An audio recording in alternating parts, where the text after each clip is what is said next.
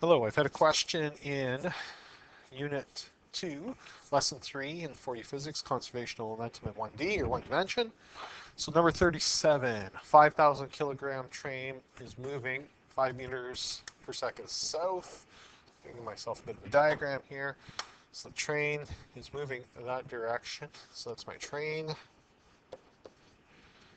And it collides with another train of equal mass at rest, and the two trains become coupled, so they join together. So the other one's at rest. Calculate the speed of the coupled trains after the collision. So it's one-dimensional. So we know our formula would be momentum well, I guess it's all trains, so I don't have to do t. Momentum of the first train plus momentum of the second train equals, now they're coupled together, so they become one object. So that means after the collision, there's just going to be a momentum total, a final momentum. So we go through m1v1 plus m2v2 equals mtvt. Substituting in what we know, mass is 5,000, and the first train was moving at 5 meters per second south.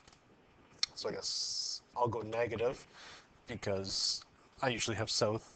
It's on the negative y-axis. Plus, the second train was 5,000, but it started off stationary. Where is it? Equal mass and at rest. So that means its velocity is 0. Now the combined mass, so they're joined together, so it'd be 5,000 plus 5,000. And we want to know the final velocity of this wrecked mess here. So we end up with negative 25,000, and 5,000 times 0 disappears. And on this side we'll have 10,000 final velocity or total velocity, dividing both sides by 10,000. We find that the train's velocity is now negative 2.5 meters per second, or the combined velocity. Oops. Or, so it's going negative, which means it is 2.5 meters per second south.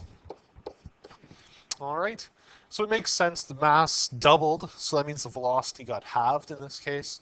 But anyway, that's when it's in one dimension. This is your key component here. You're starting here with that formula.